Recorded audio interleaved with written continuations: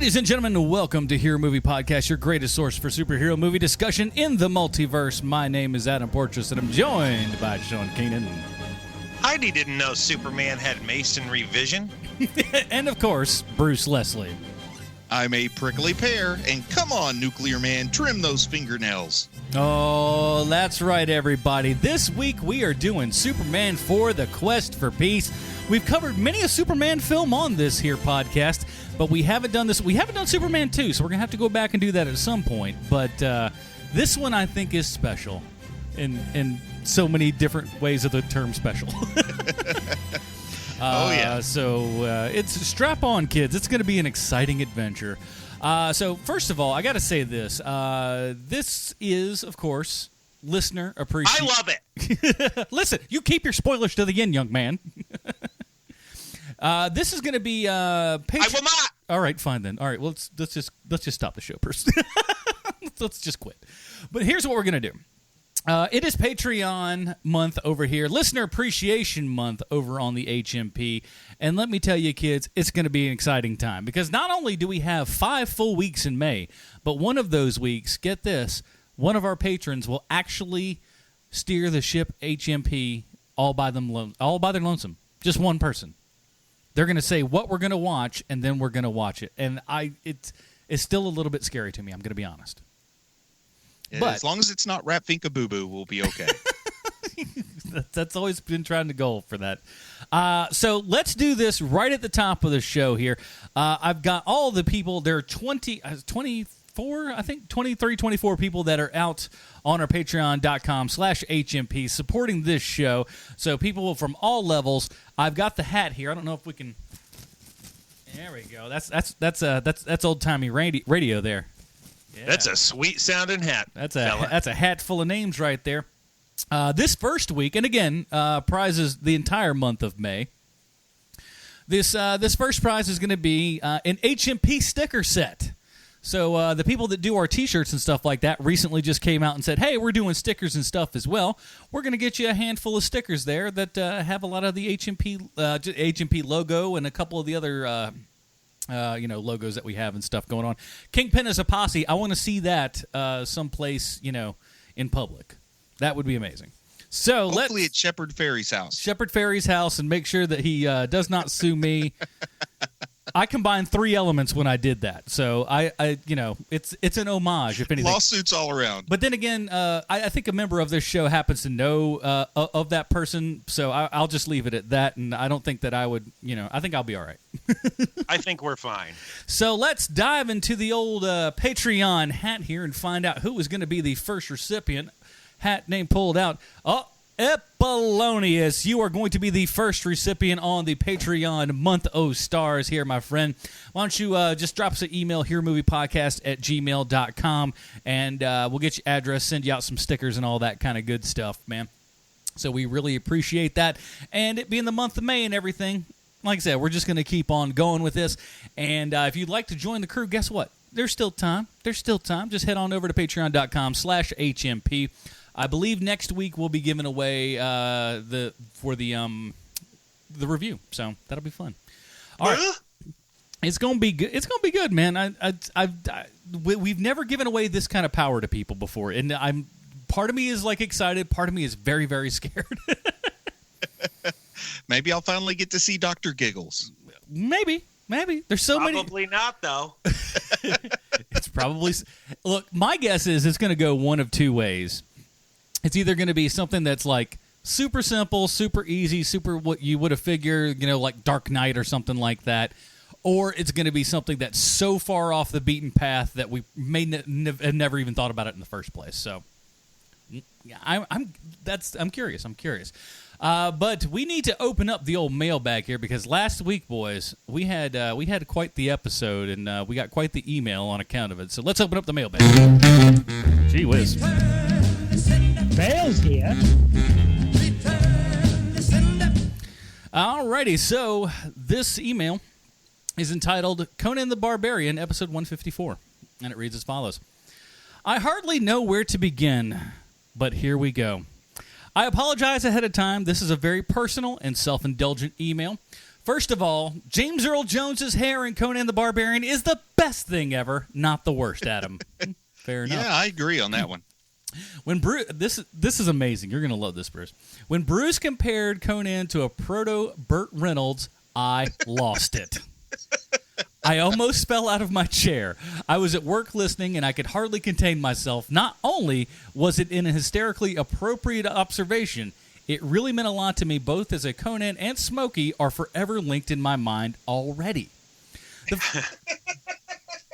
The first memory of Conan the Barbarian, the movie, was from a recorded from TV VHS tape from 1991. On Labor Day afternoon, I'm pretty sure it was this date and time, but memory can be fuzzy sometimes, TBS showed a double feature of Smokey and the Bandit and Conan the Barbarian. I think my dad had set the VCR to record Smokey and the Bandit, and I either asked him to set it or set it myself to record Conan the Barbarian afterwards. 14-year-old me, remember this is pre-internet and cell phones, fell in love with the movie. This was around the time where I'd already discovered and loved the Savage Sword of Conan comics. Everything about this movie appealed to my sensibilities at the time. This would not be the last time that these two films would be linked for me. As a very broke college student, I bought both movies on DVD not long after I got my first player in 1998. They were some of the first catalog titles available, and I purchased them at the same time on the same date at a Best Buy store. Somehow, these movies cannot be separated in my head. Years after watching the tape version of both movies, I discovered the cursing and nudity versions of Smokey and the Bandit and Conan the Barbarian, respectively. And while I enjoyed them, they're still not quite how I remember these films growing up. To this day, my dad will still break out the old VHS recording of Smokey and the Bandit, and he watched it recently, and the tape still works. Nice. While I was disappointed that you guys did not like the movie, I agree that it is one of those movies that is either inextricably tied to your psyche because of its influence from your formative years, or it's not. And for me, Conan definitely is. I cannot observe the movie in a vacuum, nor can I view it objectively through the lens of 2017. I can only think of it as the awkward 14-year-old me thought of it. Arnold's voice, facial expressions, and the endless stream of sex and nudity, James Earl Jones's comically morphing into a snake, among other funny things. I get it. The movie is ridiculous and ridiculously bad. However, 14-year-old me will never forget how quote-unquote metal it all was. Keep up the great work. Thank you for reviewing this movie, and I'll be glad to email you guys some more suggestions for the Patreon fan votes. Robert, thanks for the email. Robert and I actually are very long friends. I came across him when I was like 16, working at a Harris Teeter, and we were like, "Oh, this Star Wars cutout came around," and we were like, "Oh, we got to get this, man. We got to see if we can take this home." And his name was already on the back, and we were like, "Who is this Robert jerk? There's no way he likes Star Wars better than we do." And it turns out he did. But yeah, we've been friends for a long time. We drove like 12 hours up to this Star Wars Celebration 3 in Indianapolis. We flew all the way to L.A. for the Star Wars Celebration 4 and Orlando at Celebration 5 and stuff. So we've been friends for a really long time. And so did he enjoy the Qui-Gon cutout? Yeah, I think he did. It's probably not. I don't think he's got it anymore. If I was to venture, I guess, unless it's like up in his attic or something. But for Nerd Talk now, though, at some point, just a little quick side note is I will be doing a tour of his home theater, and it's a proper self-contained home theater and everything. It is super. Does he dope. know you're going to be doing this? He does now. I thought you're going to, you got his work schedule. You know how to jimmy the lock. Yeah, he's just. He's not going to be there, mind you. But as long as I get what I want, who cares? MTV's hottest new show, Other People's Cribs. Hey, what's up, everybody? I want y'all to keep it really low because the neighbors might hear something, but check this out. I like it. So thank you guys so much. If you want to email us at heromoviepodcast@gmail.com. We don't get a lot of emails, so guess what? We're going to read it on the show, man. We appreciate that so much. Before we get to the movie, though, we have to go to the good old-fashioned iTunes here and find out, who likes us. And, Bruce, I think we have a special one this week, right? Yeah, we have one from Canada, eh? Hey. Yeah, and it's by iTunes. Actually, iTunes not user. He has a username, but he doesn't use iTunes. And the name of the review says it all. I'm still anti-Apple despite this iTunes review, and it is a 5-star review. AKA what? Humdinger. And here's what Lunchroom Alex has to say. I sent an email a while back, and it was read on your show about Super, where I said I would love to go to iTunes and give you guys a humdinger, but refused to contribute to Apple's rise to sentient existence. Well, here I am. I got the girlfriend a MacBook for her birthday. She's an Apple fan, and Skynet can have her. And I figured, what harm could one little bitty podcast review cause to human life as we know it? Anyway, I'm still a huge fan of everything you guys do, even your individual projects, Heroes and Villains, Nerd Talk Now, Preacher Podcast, and if Sean ever does anything else, I'll listen to that too. I look forward to this show every week and laughing along with you witty yahoos. Keep up the great work. In the great words of Jack Kirby, Alka-Seltzer. That was a good one. Thank you, Lunchroom Alex. If you, no matter what country you're in, if you'd like to give us an iTunes review, even Alex, who hates us, hates iTunes. Yeah, look, Alex is one of the few who doesn't. Yeah, everyone else is not on board, but I'd kind of like to get a North Korean review, so that's the challenge out there. Fingers crossed, man. What if Kim Jong Yum Yum was actually a big giant fan of us? That would be fantastic. Oh man, we could be like James Franco and do our own remote podcast from North Korea. Live from North Korea, where the bandwidth is garbage. It's HMP. It's just the three of us and Dennis Rodman. Dennis Rodman is his riding chair. I like it. Yeah. I like it. I'm all for that. So thank you very much. If you'd like to give us a 5-star review, and if you're in a country that's not the U.S., pop us an email, man. Let us know that you reviewed it there, and we'll pull that up and read it on the air as well. Thank you guys so much for that. In the meantime, everybody, let's go ahead and take a listen to the trailer for Superman 4, The Quest for Peace. Oh, boy! The greatest hope against the threat of nuclear war is Superman. I'm going to do what our governments have been unwilling or unable to do. Effective immediately, I'm going to rid our planet of all nuclear weapons.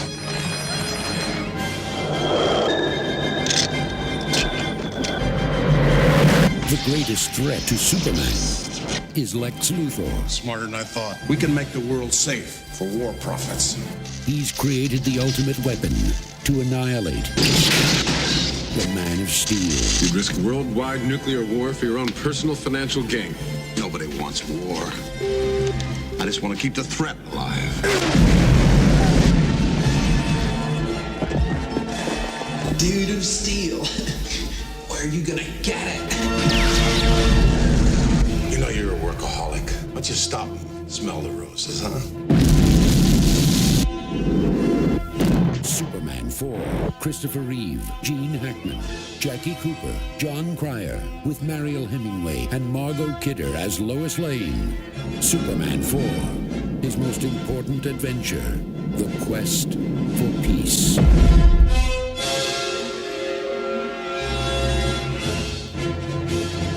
All right, that was a trailer for Superman 4, The Quest of Peace. Here's the IMDb plot line. As we know, IMDb always correct in everything they say and or do.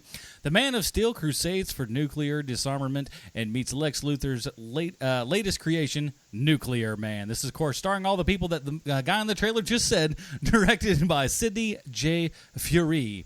Well, I'd forgotten to put together Bruce's little intro. We're going to have that for next week, Sean. Don't you worry.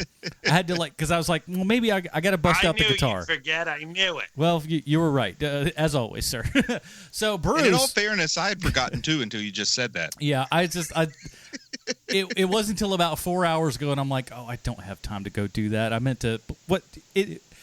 Tomorrow, like next week's episode will be a special one for many a reason. We'll debut it there. I think that's only fair. We'll do it live. Screw it. We'll do it live. I don't even have a guitar here. Can't do it. All right. Okay, let's do it live. Hit it, Sean. Time for Bruce's comic book connection. Man, that's great. That sounded every bit as good as whatever Adam will put together. You just go straight to the place, Bruce. Well, guys, straight to the place. I like that. Well, guys, in biology, cloning is the process of producing similar populations of genetically identical individuals that occurs in nature when organisms such as bacteria, insects, or plants reproduce asexually. Cloning in biotechnology refers to processes used to create copies of DNA fragments, cells, or organisms.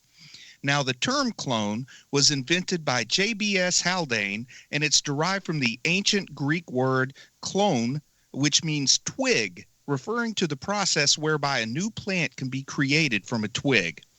Now, Hans Spemann, a German embryologist, was awarded a Nobel Prize in Physiology or Medicine in 1935 because he and his student Hilde Mangold were the first to perform somatic cell nuclear transfer using amphibian embryos.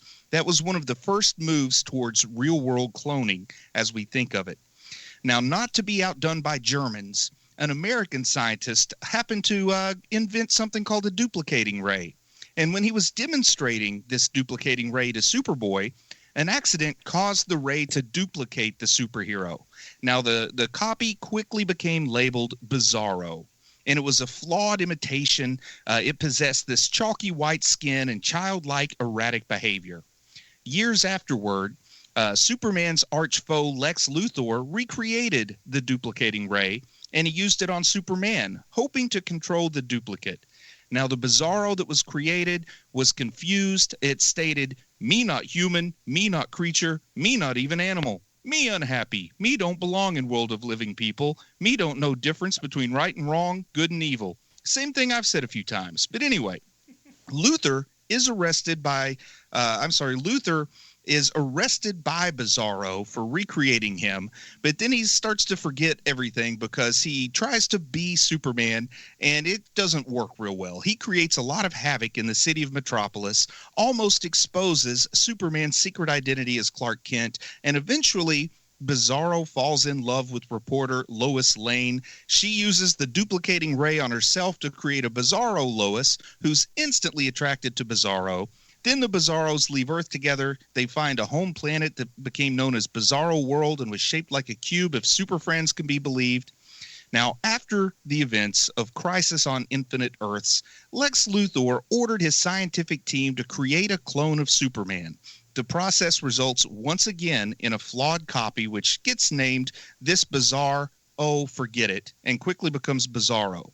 The point of all this is, when you clone Superman, you get Bizarro. Therefore, call him what you will, Nuclear Man should be Bizarro.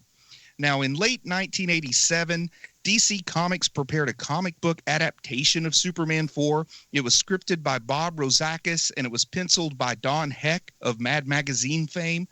And this edition included a lot of different dialogue than the film for reasons I can't figure out. It also included some of the deleted scenes of the movie. One of those deleted scenes is actually a battle with the failed prototype of Nuclear Man, which looks a lot like Bizarro. Then there's an around-the-world fight with the second Nuclear Man. And then there's an ending in the comic book that I think was cut from the movie that has Superman and the little kid that wrote the letter in the first place flying above Earth. And Superman kind of points out that the planet is, in reality, just one world rather than the divided world one sees on a man-made map.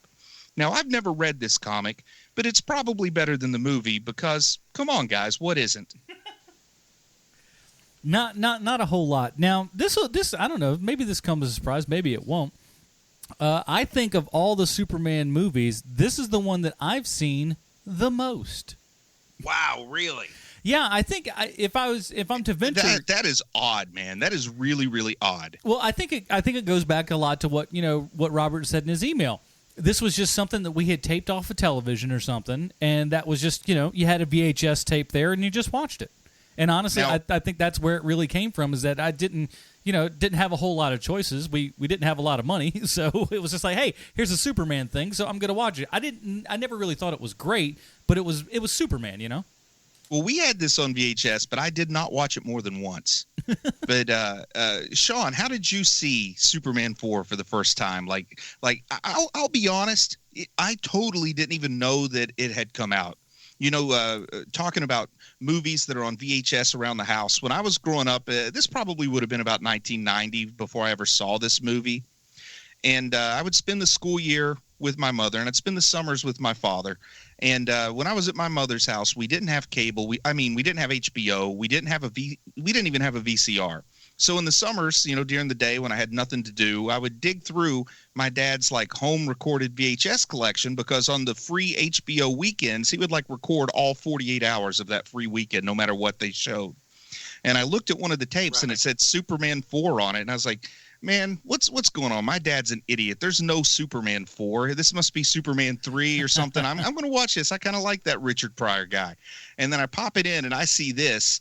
And I started to have this sort of an existential crisis, like, A, how did I not know this exists? B, who thought it was a good idea for this to exist? C, why did HBO show this on a free weekend? I don't think that's how you bring in the subscription money, if you ask me.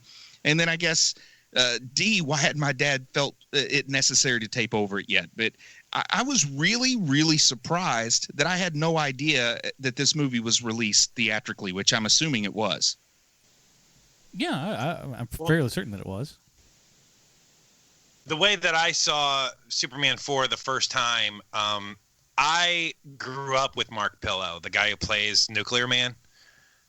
And so he wanted to show me this Superman movie that he was in. And he was like, hey, why don't you come over once we're done lifting weights and running on the beach? Why don't you come on over? And we'll watch Superman 4 together. I was like, thanks, Mark Pillow. Absolutely. So I went to his house. It was very elegantly appointed. Like, you would be surprised at how nicely appointed his house is. It didn't look like a dude bro's house at all. And, he had the beta, because, it was still the 80s. He had a beta version of it. Yeah. Beta, by the way, even though it's made fun of, beta was better than VHS. It was just 1,000 times more expensive. And so, we watched it on beta, and it was pretty great. Like, I remember thinking that, why is everybody making fun of this movie? And I asked Mark Pillow, I was like, Mark Pillow, why does everybody make fun of this movie? And he's like, I don't know. I think it's great. And it was great. I mean, it's got Gene Hackman in it and Christopher Reeve. Those two guys are great. My question to you, Sean, as growing up with Mark Pillow, what grade were you in before you realized that Mark Pillow and Gene Hackman have a very similar sounding voice? Well, in real life, I understand you're making a joke, but Mark Pillow has a completely different voice than the one in this movie. I mean, they even pointed out that this is Lex Luthor's voice coming out of Nuclear Man. He sounds a lot more like Pat Sajak. See, I was picturing a Mike Tyson thing going on with his voice. You think I'm a little bit of a nuclear man? I can see where you'd think that, because his neck is so big that like it squeezes his voice box. But no, he sounds a lot more like Pat Sajak than you'd think. Or maybe even a Lou Ferrigno thing. I had no idea what to expect of his voice. Pat Sajak. Especially being from Yorkshire, England, you'd think that West Yorkshire though, but that's a little different. That's closer to Connecticut than Yorkshire. It is. Wait a minute, guys. I don't even, it's been so long I never even questioned it before. I wonder if that guy was actually Mark Pillow or just some guy with a wig. Why I don't think Mark Pillow got a lot of work? Your last name is Pillow. It's the take a stage name, bro. Hollywood. That's like, my nickname is, Adam Bedsheet. It's not good. Pillow. Well, his birth name was Cushion. He can't. His middle name was Throw. We can go all day with this. Oh boy. So yeah, I've also when the director's last name is Furry, Furry Pillow. I mean, come on. All day long with this. So this was actually as you can see when you see the credits there, this is a love child of Mr. Superman himself. Christopher Reeve wanted to basically write this story, and so he kind of has a story credit. How much he actually wrote, I don't really know. Does anyone? He actually this is interesting because I know a lot about this, and I'm not joking about this. This is actually for real. Christopher Reeve. He was really upset with what was happening to the Superman franchise. He wanted to get it back to, let's make it a little more dramatic and a little more serious again. And so his first thought was, hey, why don't we put together something where, the philosophical question of if Superman is so powerful, why isn't he making the world perfect, right? Yeah. And so it was his idea to make it where Superman is getting rid of all the nuclear weapons in the world. That was his idea. Now, how deep that goes into that, I don't know. But what I can tell you is that he really did shepherd this entire production into existence because it was that important to him. And, we were saying this during the Patreon opening here today. By the way, go to patreon.com if you want to hear that stuff. There's a lot to talk about today. Mm-hmm. But, they screwed him. Canon completely screwed him monetarily on this. There was an offer of $32 million to make Superman 4. Canon then completely went under, and they were losing money left and right, and so they pulled basically half the money and gave Christopher Reeve $17 million to make this movie. And, that is a huge difference between 32 and $17 million. Like that is massive. And so the movie that they were trying to make didn't get made. And if Canon would have just said to them, hey, we can give it to you, but for $17 million, that looks like a completely different movie than the movie we got now. Yeah. It's strange too, because one thing, from my understanding, Christopher Reeve really wanted to right the ship that he felt had gone astray with Superman 3. So bringing back Gene Hackman was going to be a big sign and move in the right direction. Margot Kidder is all through this movie. So his idea was, we'll just kind of pretend that Superman 3 never happened. And in a weird kind of way, he didn't like the idea of the comedy version of Superman with Richard Pryor. But this goes into that so bad it's funnier than the one that's supposed to be funny. Like, they're both bad movies, but the one that's supposed to be a bad comedy may not make you laugh as much as the one that's supposed to be really serious about world peace. Well, here's the thing with this movie, and I know this keeps coming up with the Superman movies, especially watching 3 and 4. From me, I keep saying this. There is an earnestness to these movies that is it's just fascinating to me. And I can watch these movies, not all the time, but I could probably watch 3 and 4, Superman 3 and 4, once a year and totally enjoy it. Christopher Reeve is just so good as Superman. And it's so sorely missing in these new movies. You like Christopher Reeve. The second he walks on screen, whether he's Superman or Clark Kent, he is incredible as Superman. Now, I've got a question here. The opening credits, Superman, the movie, was, one of the most common sort of trivia bits about that movie is how a huge portion of the budget was spent just on those state-of-the-art opening credits, something that's a work of art on, if there's a opening credits Hall of Fame, the first thing that goes in there is Superman the movie. And then this one, it looks kind of like a screensaver on a computer from around 93, with them just kind of bouncing around. Hey, being in the late 80s, man, that's pretty up to date then. But, I mean, you know what you're getting as soon as those opening credits start. Those are really chintzy. But one thing I did notice is they call it a Golden Globus production, but they don't use the term Canon Films in the opening credits. Well, you don't want to, be like, hey, this is going to be the same thing as a Chuck Norris flick. Or, Masters of the Universe. Yeah, very true. We'll get to all that later. But, no, I think it is weird because, you can definitely tell that this is lower budget, but I think with what they had, I think they stretched it to the best of their possible abilities. They're in outer space for a lot of this movie. Yeah. Way more than it should for a $17 million budgeted movie. I find it so charming, and Superman flying looks so bad. It looks so bad in this movie. It looks worse than it ever has. It doesn't matter. It's like watching those old serials where it's like, oh, look, that's kind of neat the way that they try to make it look like Superman is flying, and when Nuclear Man becomes like an embryo, a space embryo, and then he becomes a space baby, and then he like that stuff is so neat to me. Well, what I want to know is, when you're getting such severe budget cuts on your movie, why do you spend so much money on John Cryer's sound system in his car? First of all, this was a scene that I always loved.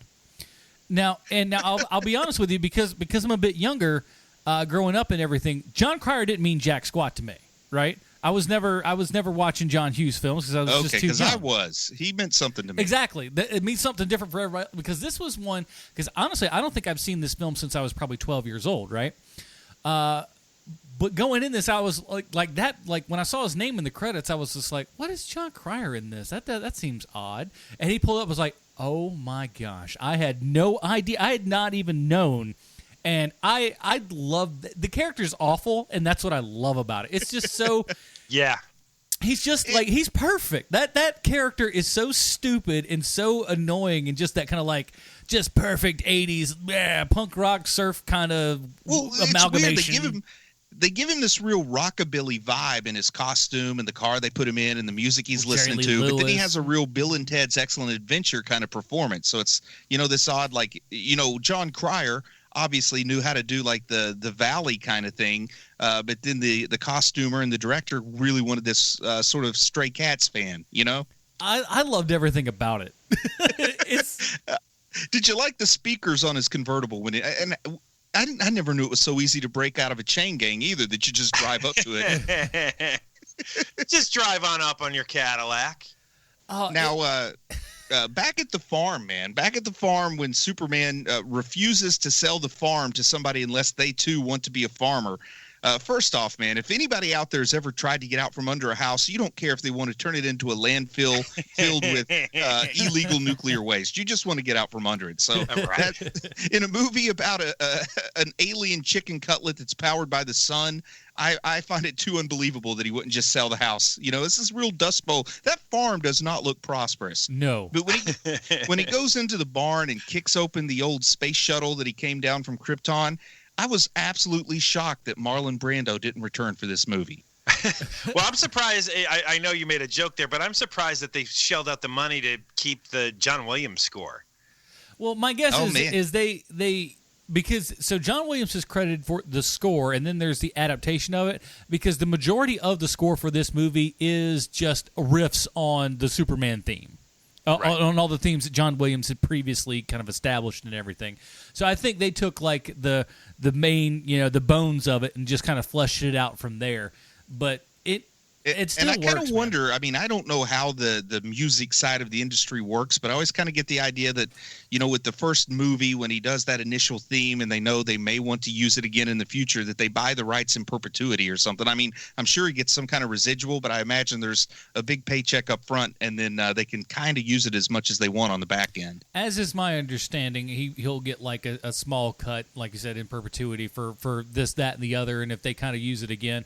And that was what was funny, is like going around. I went to Universal Studios last weekend, just hearing so many of the theme songs and stuff. Even just within Harry Potter, like the Wizarding World of Harry Potter, right? Just going through, and I'm just going, I wonder if John Williams gets a nickel every time this plays. Man, oh man, that'd be awesome. Just the best mailbox money ever. Yeah, that would be kind of nice, man. But passive income is the best income. Got that right. Yep. Yeah. You don't have to tell me that 4 times. I don't know. Anyway, it's kind of weird. They bring in, I guess this is his mom, but there's a lot of dots that aren't connected real well. And we'll get onto this more in the middle/end of the movie. But there's a lot of stuff that you really feel the deleted scenes when they cut this down to an 89-minute picture. Yeah, really starts wasn't it much longer, like 45 minutes longer? Yeah, it was over 2 hours. Wow. But the person starts talking to him, and I assume it's his mom, because I can tell, even on a small TV, you can tell that's not Marlon Brando. Explain. It has to do with the lack of insanity in the performance. But then she tells him, there's the last power crystal in your ship, and it will only work once. But they don't really, say what it does per se. Don't explain much about it at all. I mean, it's like the worst kind of MacGuffin in the story. Where it's like they've already started filming before they finished it, and they're like, yeah, we're going to need some kind of plot device at the end. We don't know what it is yet, but go ahead and shoot this, and we'll just add it in later. We'll write the VO in post. Don't worry about it. But yeah, we're not going to drop this thread. But here's how I know it had to be his mom, though, right? Because she, too, says Krypton. Yeah. It drove me up the wall. I'm like, this is wrong. It's been addressed kind of a lot. She's a big fan of Brando. She studied his acting. That's got to be Krypton there. Yeah, shut up. And then also for a movie with budget constraints, and you got to show Superman doing a little something, but it seems like the dollar towards cinematic enjoyment ratio is probably pretty low on that whole runaway subway train. Yeah. I want to talk about real quick before we leave the farm there, though. Yeah. Again, and you're right, but Christopher Reeve he's all about this. This is why he's the best at this. When he has to turn, you can just tell he's making these decisions as an actor. When he has to turn on Clark, and everything that he does as Clark is done for a specific reason, and you even see it there on the train and stuff, he's doing all of it, even when no one's looking, so to speak, you know? Yeah. When he knows that he's out there in public and there's not people that really recognize him or anything, he's still playing that role. And he's doing it so darn well that it's so cool. And then, like, you know, when he throws up the when he could easily just even, you know, tap the baseball and it would go someplace. To him to just have this just horrible swing and miss around and then just literally knock it out of the earth as a kid was so cool to me.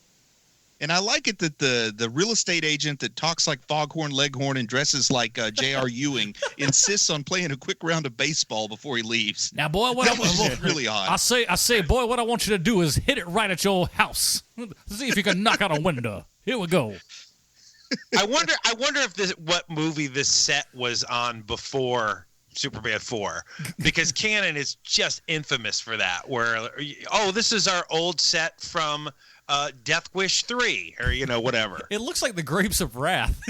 It does, but Keenan didn't shoot the Grapes of Wrath. Well, no, it was just left over for the 40s. I did see some pictures from the filming of this, you know, in a little bit of brief internet research that I did, and they said essentially Canon Films thought that fire hydrants could turn anything into New York City, and there's this picture of like this big like plaza with you know, just concrete. I would imagine maybe there's a fountain in it or something, and they've just got like 3 random fire hydrants nowhere near the street, nowhere near any buildings. It's like fire hydrant in the middle of an empty concrete plain, and that made it New York to them. Oh, they also shipped in pigeons to try to make it look like New York, but like all the pigeons flew away before they got them on camera. Well, you know that is how you do it.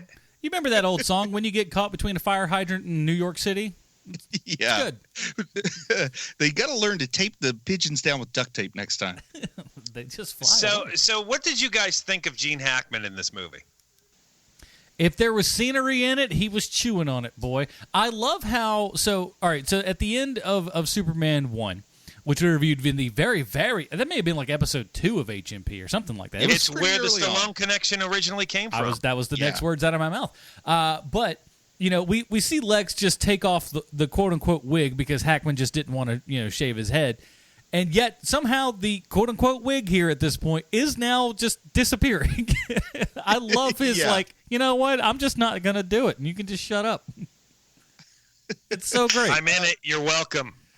I get the idea that Gene Hackman really put more effort into this than he needed to, but I still don't think he gave it his all. Well, see, I disagree with you. I think that Gene Hackman, every time he's on screen with Christopher Reeve, those two guys together are I agree with that. Absolutely magical, man. And when they first, my favorite scene in this, do you guys have a favorite scene in this movie? I think I do. I definitely have a favorite scene. Yeah, what's yours, Bruce?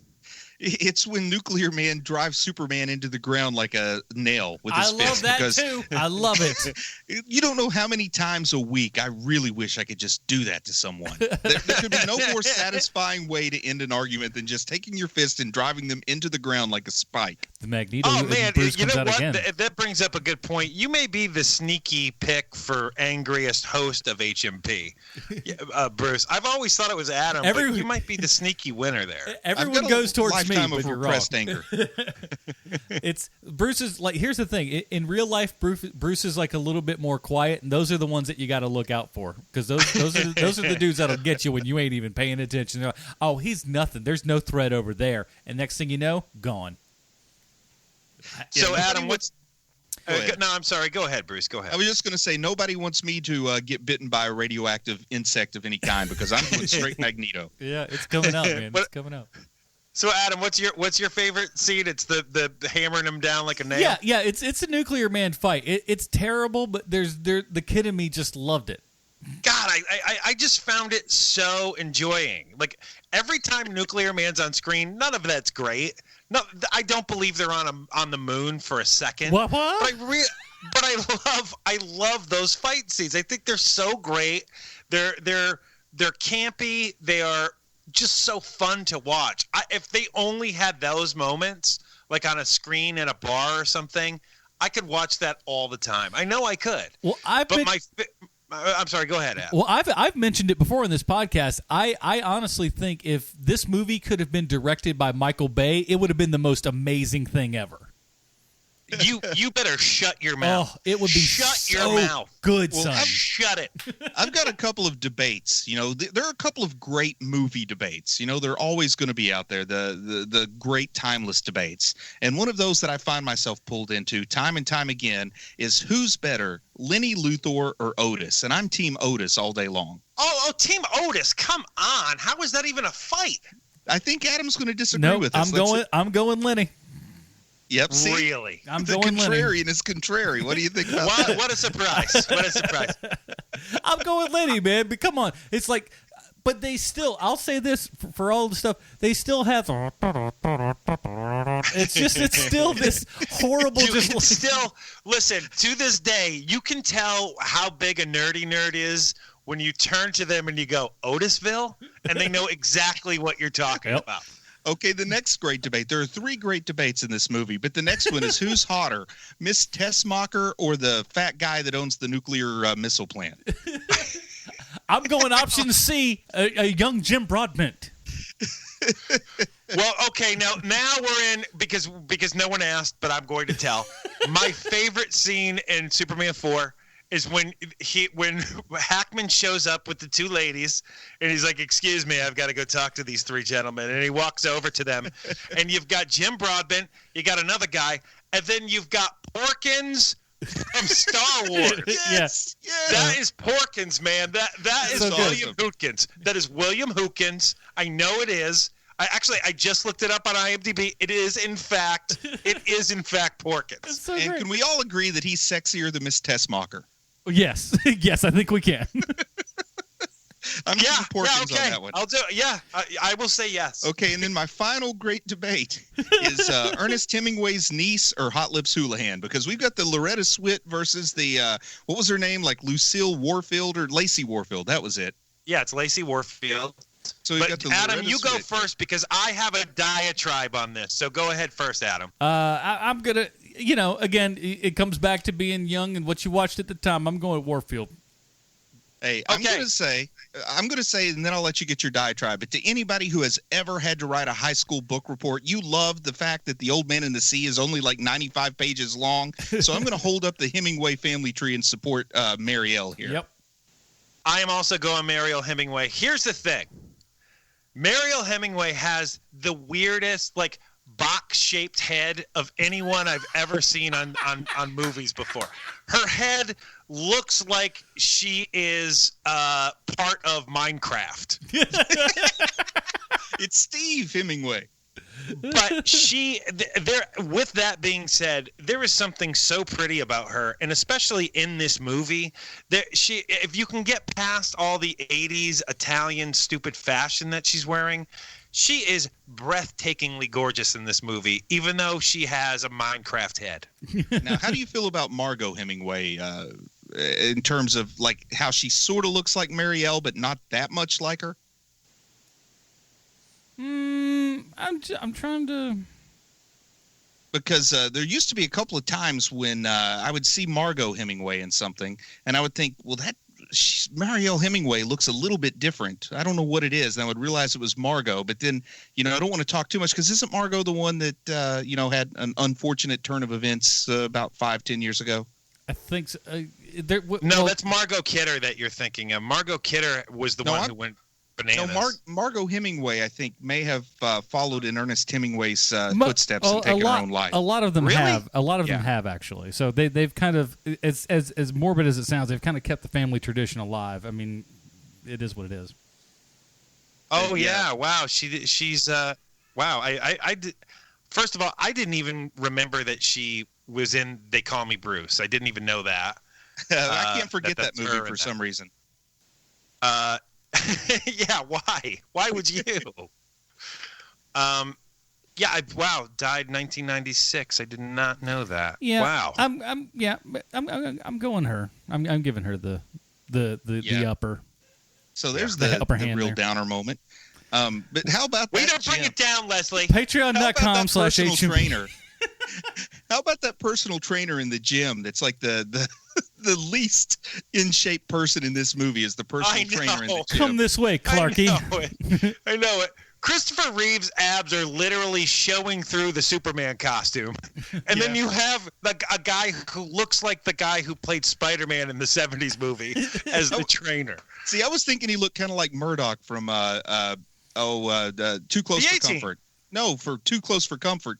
Monroe, not Murdoch. Monroe from Too Close. Jim J. Bullock? Yeah, he had a little bit of that body, not the face. This movie could use a little Jim J. Bullock. You know, you've got Mark Pillow, you got Christopher Reeve, a couple guys that actually have been to the gym, and then you get how does that call go down? We're looking for a personal trainer type. Well, we got a guy who's available between the times you want to shoot. That's all right. Does he have both arms, both legs? Send him over. Meatheads can't act, and a really man. thick belt and some short shorts. Outside the rock. God, so good. Meatheads can't act. Now, here's the thing, though. I love the bits that they play and stuff. Him kind of doing his little, tricep machine or something, right? And him just like kind of launching himself, up in the air, and then just like him looking like a complete and utter spaz. And then he kind of gets the final little last lap there, no pain, no gain, throwing the giant weights on him and stuff. It's kind of like it's the only time we see Superman be a bit of a jerk, and I kind of like it. What are you talking about? Superman 3, half that movie, he's just a massive tool. Well, that's not the real Superman. This was Superman. That's he was 5 under o'clock shadow Superman. Yeah, he was under the influence. This is called straight Superman decides I'm going to mess with this cat. Something we haven't talked about yet. Something we haven't talked about yet is Margot Kidder. And Margot Kidder, I realized in this movie, from this movie, no one yells help, help like Margot Kidder. Have you noticed that from this movie? Yeah. Now, earlier we kind of mentioned that Margot Kidder had her own personal struggles, and I think she's starting to I think she's starting to have a little bit of trouble when they're filming this movie, because there's some times where she has the crazy eyes going on. Without a doubt. And something else. You can either confirm or refute this, but every time Superman goes in for the kiss, the camera angle goes straight to the back of his head, and it is a wig, and he has a stunt double kissing Margot Kidder in this movie. Oh, I didn't. That is true. Wow. That says a lot, man.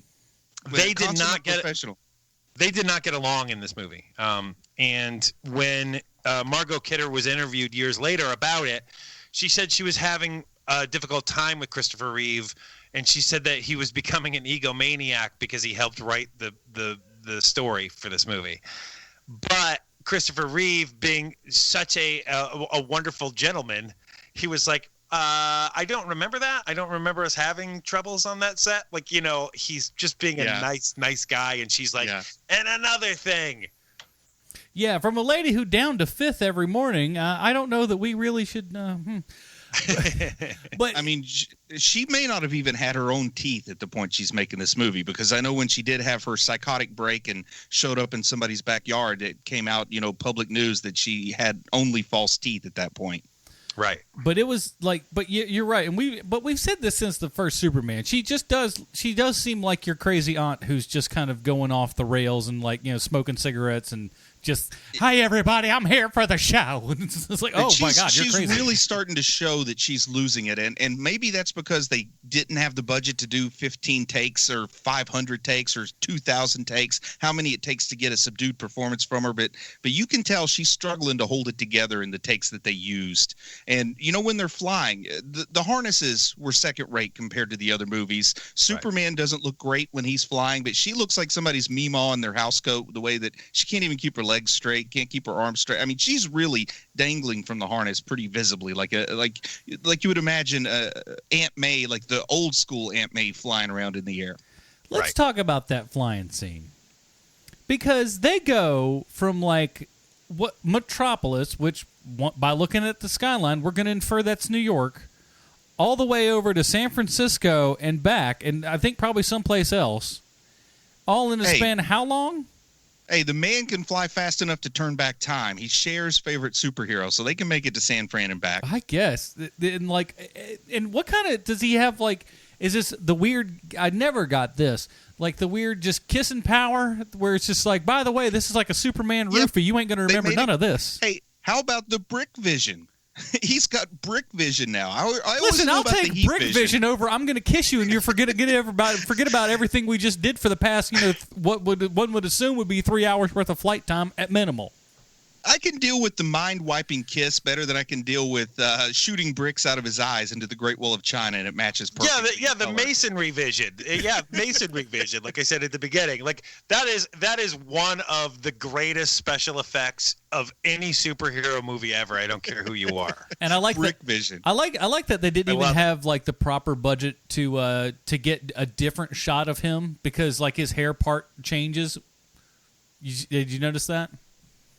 Well, the brick building thing that was not initially supposed to be in there. He's supposed to literally just build it up with his hands as fast as they could. No budget, so they can't do that. They took that him staring. That was from a completely different scene. He'd only looked the one direction when he did it. So when he goes back to clear the second part of the wall, it's just a reverse shot. They just reverse the film, so he's looking the other direction. His hair part changes and then goes back again. Clearly, it's just a reverse shot. No, of Christopher Reeve. I know. Oh yeah. So it's I was wondering why the S looked funny on that one. But his hair goes back and forth and back again. It was so great. Oh man, and the hair is bad in this one. Oh, the his Superman hair's awful. Ooh, spackled down. Ooh, but we can't go. I can't believe we've gone this long without a deep dive discussion into Sean Keenan's own personal friend, Mark Pillow. So let's talk a little Nuclear Man here. Right. First off, at least I think that's Mark Pillow. I love the way that we get Space Embryo, which is kind of weird. I don't know that we needed Space Embryo. He could have just shown up from like an explosion, and I would have gone with it. But once you show him developing in his space womb, it doesn't make sense to me that he's born with his costume on. Hey, they threw some stuff in the lunchbox that they attached to the rocket. How that works, I don't know. It looked like some chicken fat. Yeah. Oh, and the DNA. They get Superman's DNA from his hair at the museum. The single strand of hair is holding up a 10,000-pound paper mache weight, and then they just cut it with wire cutters.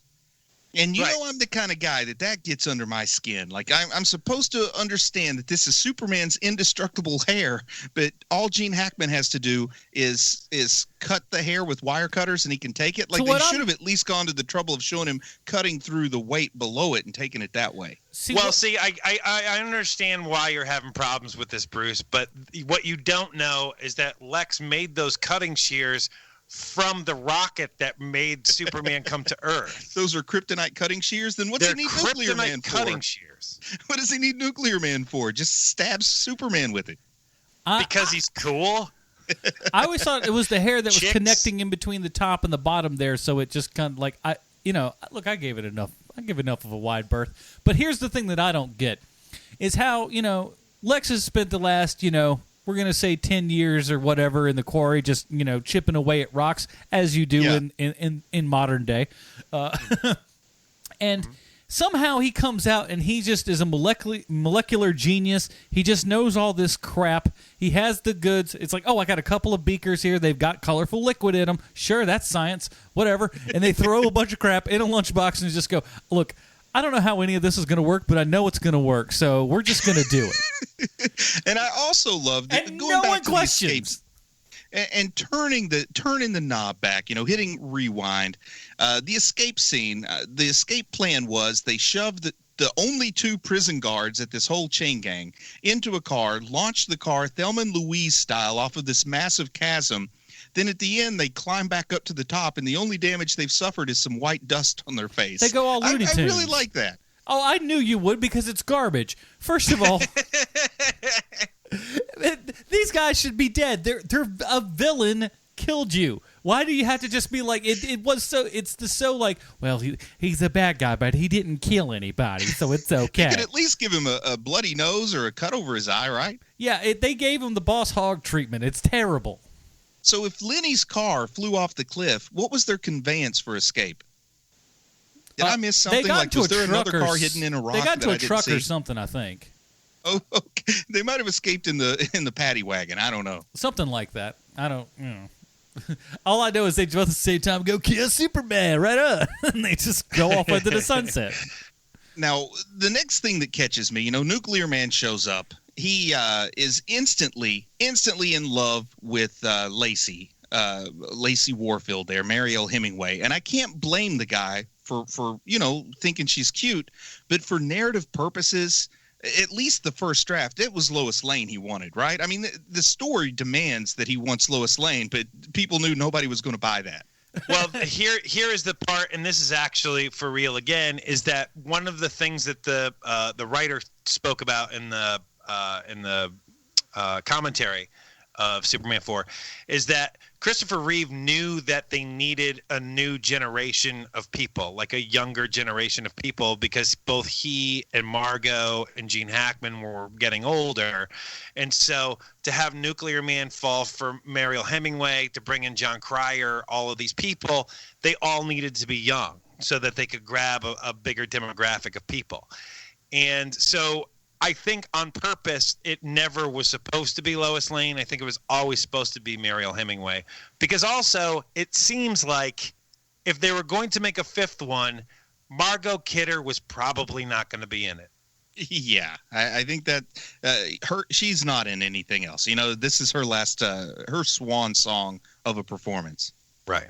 We got to get the kids in there. What do they like? Ducky? Put them in there. But if this is a comic book, if this is, you take out the human element for story purposes, it's King Kong. It's got to be it's got to be Superman's main squeeze he's after, and not the executive who hits on Clark and Clark turns her down for reasons no other person can understand.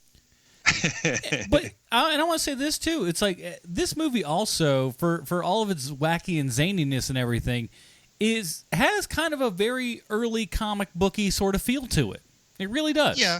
Yeah. But editing, a lot gets lost on me in editing once this movie goes into its final 30 minutes, because we have the big fight where Superman's fighting against Nuclear Man, round one.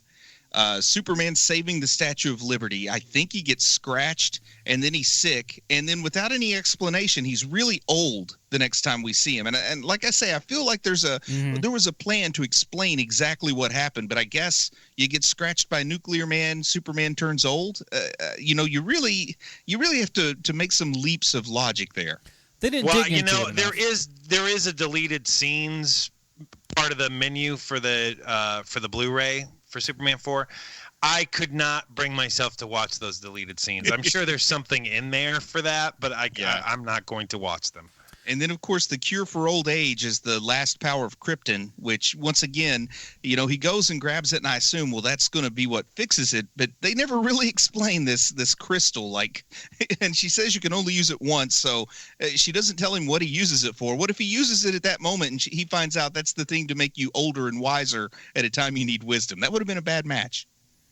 Put this betwixt your cheeks and you'll become Superman again. I don't know. My guess is that he crushed it. He crushed up the kryptonite and put it in his Pepsi, because Pepsi is all over this movie. Not to even mention that his secret weapon that allows him to not be old anymore and to go back for round 2 with Nuclear Man is a shard of kryptonite, his one weakness. Yeah, that's insane.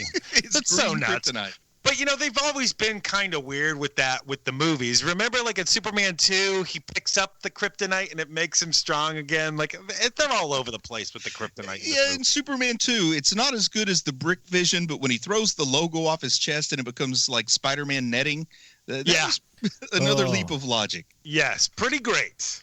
Pretty great. Don't know if those are the words I'd use.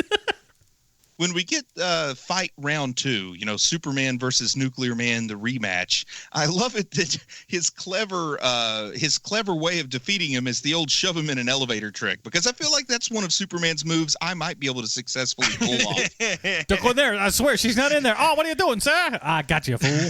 Shove him in the elevator and light up all the buttons so he has to stop on every floor. And then throw him into a nuclear reactor. Well, no, first he goes to the dark side of the moon because he needs... which doesn't remain dark for very power. long, which is odd. It's called, dude, there's another side. Don't go to where the sun could hit, I don't know, ever? Yeah, I thought the whole idea, and I thought it was kind of, clever enough for a movie like this, is put him on the dark side of the moon. You never have to worry about him again. If there's a sequel, you could say that some astronaut discovers him and accidentally brings him into the light. But no, they just have the dark side of the moon not be dark anymore. Ugh. I'm starting to think they did not have professional astronomers working on this movie. I don't think they had well, of course, how many people end up in space with no oxygen? I'm not talking about Superman and Meteor Man. I'm talking about just straight Mariel Hemingway. Just straight people up in space with nothing, and they're like, whatever. And then whatever.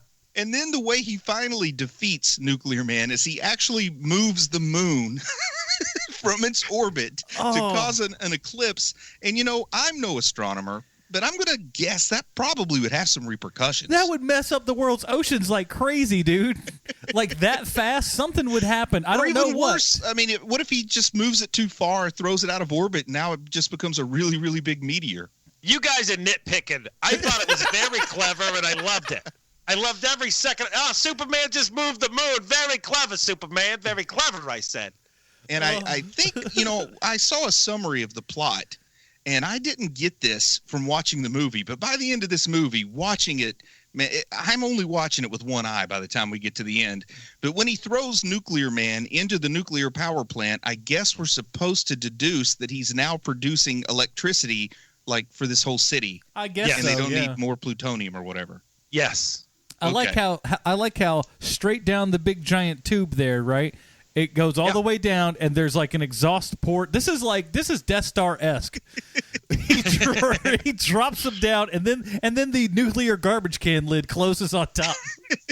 How about you stop nitpicking and just enjoy the show, Portrais? Enjoy the show. And how about the concept? Nuclear Man needs sunlight to function. Wouldn't that make him Solar Man? Like, aren't solar power and nuclear power kind of the opposite ends of the spectrum in terms of renewable energy or whatever? You see, Bruce, this is what you don't know about science. Like, he should be his own sun. That's like, he is fusion now. He shouldn't need the sun to make him light up. He's not a calculator. He should get a job. What, am I a scientist? How am I supposed to know how that works? Just throw him into the sun. Throw him into the sun. But I love how Lex also knows that, like he just goes, oh, well, that's clearly because he needs the sun to just live. Okay, he's like, it's the one weakness they have, and like there should be like a graphic that pops up at the bottom just going comic book trope. And then there's something like, I don't know, 1987. Was Boys Town still a thing in 1987 that people would readily identify with? He drops John Cryer off at Boys Town where, in our modern day, you see a big sign that says Boys Town and a priest standing next to it. Your mind goes in a direction it probably shouldn't. Oh, we'll take care of them, all right. Come on there, Johnny boy. No, but it's like boys. Like you thought you had problems before, John Cryer. Now you've really got problems. What's that, Ducky? The only reason that I even know what Boys Town is because Bart Simpson was too crazy for Boys Town and too much of a boy for Crazy Town. Isn't that the name of a boy band, like a failed boy band? I'm sure it is. I think there was a Crazy Town or something like that. There's a crazy. I think you're right. There's a song called Funky Town. Yeah, Lips Incorporated. He was too funky for Boys Town, too much of a boy for Funky Town. That would have worked too.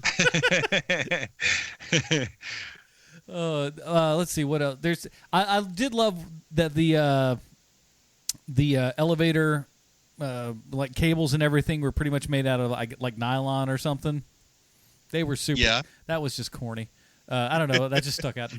We didn't even mention the UN and the fact that an elementary school class has a debate about nuclear weapons and decides that a totally rational thing to do is write a letter to Superman. And we get this kind of a long subplot in a very short movie about this kid who's kind of a punk. Like, I don't blame Superman if he just threw the letter away, because that kid is not like a sweet. This is no Haley Joel Osment here. This kid's sneering the whole time. I'm telling you, Superman better get his stuff together, boy. And you're like, oh. He looks like he might be one of the producers' like sons. You know, much could be. Which leads me to this. And to get to the UN for a second. That set, the UN set, looks like it might have been in a high school gymnasium. That looks absolutely nothing like the UN. It's very dollar store. And make sure every offensive stereotype is represented from a random smattering of countries. And then, oh man, you're right. But the big thing is like right after that speech and everything, where he just goes, well, first of all, he walks right in. No appointment needed, mind you. Superman's just going to walk right in. They're not going to search, nothing like that. He just walks straight in, and they're like clapping the whole way like he's coming in for a hockey game or something. He walks right up and just goes, hey, what's up? I know it ain't right, but I want to talk. And they're like, we got to get a sponsor. Everyone says yes. And then when he goes, I want to rid the world of nuclear arms, everyone starts clapping. This is the most unrealistic thing in a movie where a man can fly, is that every country just goes, yeah, that's just great. Why don't we just... No, that would be mass chaos. And there's a part of me that would love to see someone take the scene where Henry Cavill has to go to Congress from Batman v Superman and have like the serious dark music and lighting and have Henry Cavill say something, then switch to the reaction shot of the UN from this movie. Oh God, that would be. First of all, that would make the Henry Cavill Superman movie a lot better. We both know that's true. Yeah, that's true. There is an earnestness to these movies that is sorely, sorely missing from Man of Steel. And speaking of that, the little punk kid and everything, this movie should just be called ADR Central, because all this movie is just ADR. No one sounds like they're supposed to be where they are. The lips almost match up most of the time, but it's bad news, man. Speaking of the kid and speaking of the elementary school class, how about they, give Margot Kidder just a little less screen time and that elementary teacher a little more? Right? That elementary teacher was hot. Yeah. I mean, everything's relative, but yeah. Yeah. Look, 1987, 6, whatever, it's getting it done, I says. Well, on that note. I got to mention it. I also got to mention the ludicrous double date. Clark and Superman go on the double date with Margot and Mariel, with Lois Lane and Lacey. Man, I swear I saw that episode of Saved by the Bell where that happened, and Zach did it just as good as Superman. That or like Three's Company. Like it's just Jack Tripper has a date with two girls at the Regal Beagle at the same time, and he doesn't know what he's going to do. It's so good, Mrs. Doubtfire. I love all that kind of crap. I just do. It's me too. It's corny and silly, but I love it. And it is very comic booky. Yeah, very. No, in the comic book, you would have Martian Manhunter shapeshift to look like Clark Kent or something like that. That's why we don't have you write these films, Bruce. You just put in the logic in there. No, he's going back and forth and changing outfits. All right. Anything else before we start winding her down? Have Jimmy Olsen dress up like Superman and try to expect everybody to go with it. It's the Little Steel, but with we call him Little Jimmy. Yeah. Super Jim. You're looking a little less svelte than normal, Superman. What's going on? There must be a high kryptonite concentrate in the air this week. I don't know what's going on. Superman, when did you add the plaid bow tie to the ensemble? Oh, crap. Get it off. Put it down the pants. All right, man. I think we've covered all the important stuff. I wanted to make sure we talked about Boys Town and the Saved by the Bell, a.k.a. Three's Company double date. All right. With that, we got to get to the most important part of this program here is when we relate this movie back to our good old friend, Sylvester Stallone. Hey, thanks, Adam. I have a prepared statement. Oh. Does the name Firewalker mean anything to you? Well, it should, fella, because it's the best movie that's ever been made that stars both Chuck Norris and Lou Gossett Jr. What about Death Wish 4, The Crackdown? Masters of the Universe. Yeah. If any of these movies hit your sweet spot, you have Joe Straw to thank for them. Joe Straw was the most important employee on these shows because Joe Straw was the accountant. On a movie, the two people you absolutely need to make nice with are the catering guy and the accountant. Some people will lie to you and tell you the most important person is the director or maybe the lead actor, but those people are idiots because a director can't screw with your food and the actor ain't handling your money. And Joe Straw. Well, Joe Straw was the production accountant on Superman 4, The Quest for Peace. And not only does Joe Straw have the coolest name ever given to an accountant, but he also worked on the movie Alien from L.A., which stars Kathy Ireland. Can you believe it? How lucky is this guy? Oh, my gosh, I've seen this movie. Then in a move that seems like Joe Straw might have made a deal with the devil himself, he became the accountant on a movie, Cobra, starring a guy who wore fingerless gloves for most of 1985, Sylvester Stallone. We've talked about Cobra on HMP before, on episode 92 of HMP when we reviewed Deadpool. Now, Adam, I remember you having a lot to say during that podcast, but for the life of me, I cannot remember a single point that you made. And Bruce, you had made the point that February was becoming the month where there's the weird, different style of comic book movie that comes out, and that year was no exception. Because the movie Adam Portrais was most looking forward to in 2017 was Lego Batman, and that came out in February also. Mm-hmm. Now, Adam, all you have to look forward to is Star Wars and Guardians of the Galaxy, you poor guy. Yeah. Since we've spoken about Cobra before, I won't do any of my usual hijinks explaining how difficult it was to work with Sylvester Stallone at that time and how everyone thought he was losing his mind. Instead, I want to wade into the cool, gentle waters of Joe Straw. What's he really about? Is there a Mrs. Straw? I do not know, but I do know this. He started as the accountant for Keenan Films, and today he is a director and producer. He's involved in the theater scene in L.A., and he's helped many talented people get to places where they can be seen. And seriously, how many accountants become directors? Joe Straw is the first I've ever heard of, so good on you, Joe Straw. And there you have it, HMPers, this week's Stallone Connection. Now, Nuclear Man and Lenny, let's review Superman 4 so that we may rewatch Superman 4 again, but this time with the commentary track. Yeah, only hairdressers and window dressers should get to be directors and producers.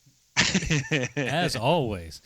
By the way, the Nerd Talk Now, I did drop a little John Peters action just recently, so check that out. All right. That's how powerful Barbra Streisand is. Oh, man, she looks like a mutant today, doesn't she? All right, let's get down to it. How do we rate this thing? We don't have stars. We don't have letters. We got none of that jazz. We have our patented HMP Robin rating system. If you'd like to see what that is and join us down there in the fun times, go to facebook.com/Hero Movie Podcast. It's right there on the top of the screen so you know how it all breaks down. Bruce, where does Superman 4 Quest for Peace fall in the HMP system for you, sir? Is there any way this isn't a Jason Todd? Because seriously, Adam, there aren't enough friends and adult beverages in the world to make this fun for me. This is bad. And, you know, maybe it goes into the so bad it's good, but I think it's in the so bad that it makes you think, no, it's still not good. But the trivia is better than the movie for me.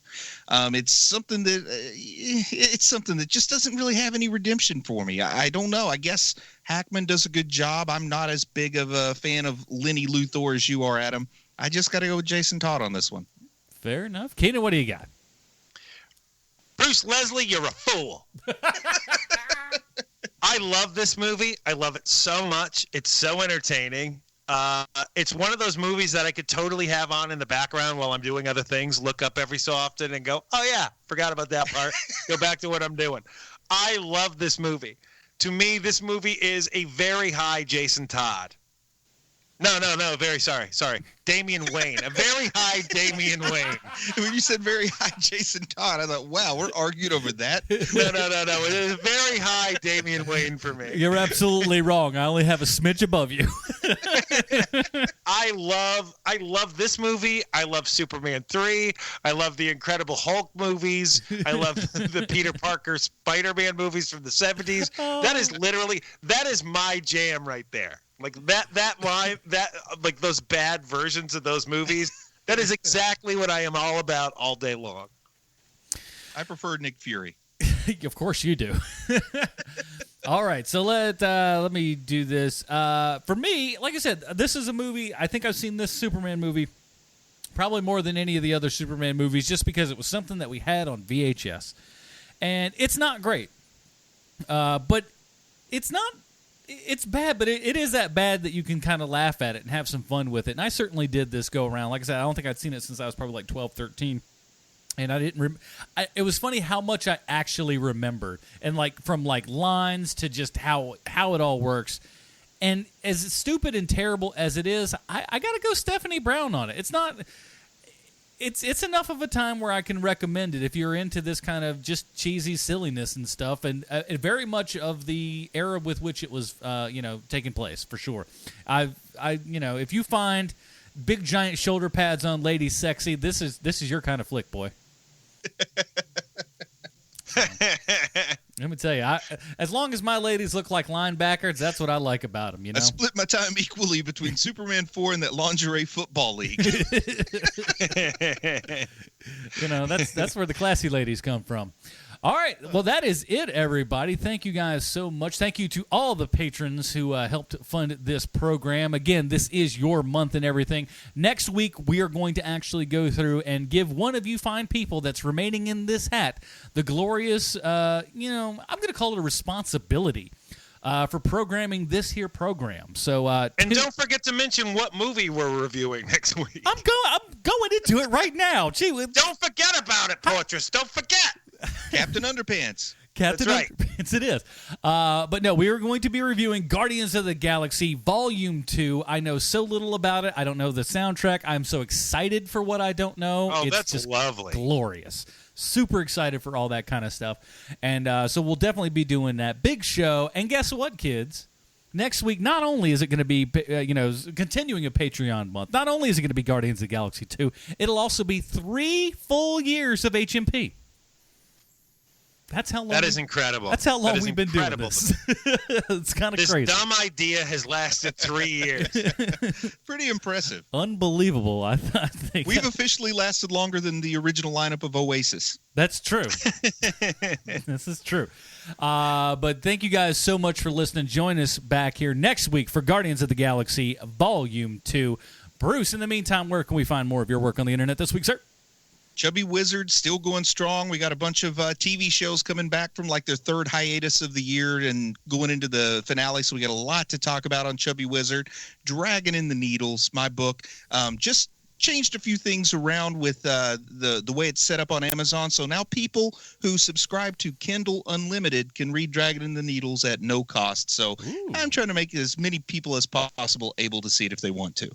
Very good. And he's got another one in the hopper not too awful long, kids. Yeah, I'm waiting to hear back from Audible before I make the big announcement on that one. He's doing big.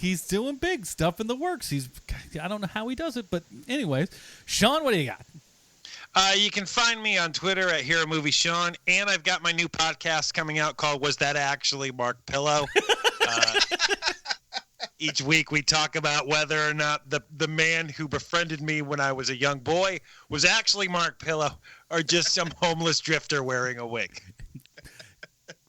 It also will at least run for 3 years. Yes. At least. Yes. Bare minimum. And, of course, you can always check us out, Hero Movie Podcast, HeroMoviePodcast.com, and Nerd Talk Now is out yet again. And I'm doing shorter videos, and still the audio version is there, but, you're going to get a little bit more value in the video and stuff like that. So check us out on YouTube or Facebook.com/Nerd Talk Now for all the links and all that kind of good stuff and all that, man. All right, that is it, everybody. Thank you so much for listening. Join us back here next week for Guardians of the Galaxy Volume 2. For Sean Keenan, Bruce Leslie, I'm Adam Portrais. Stay super, everybody. Hey, Marty and Evie, we talked about Superman 4 for almost over an hour and 15 minutes long. That's a record.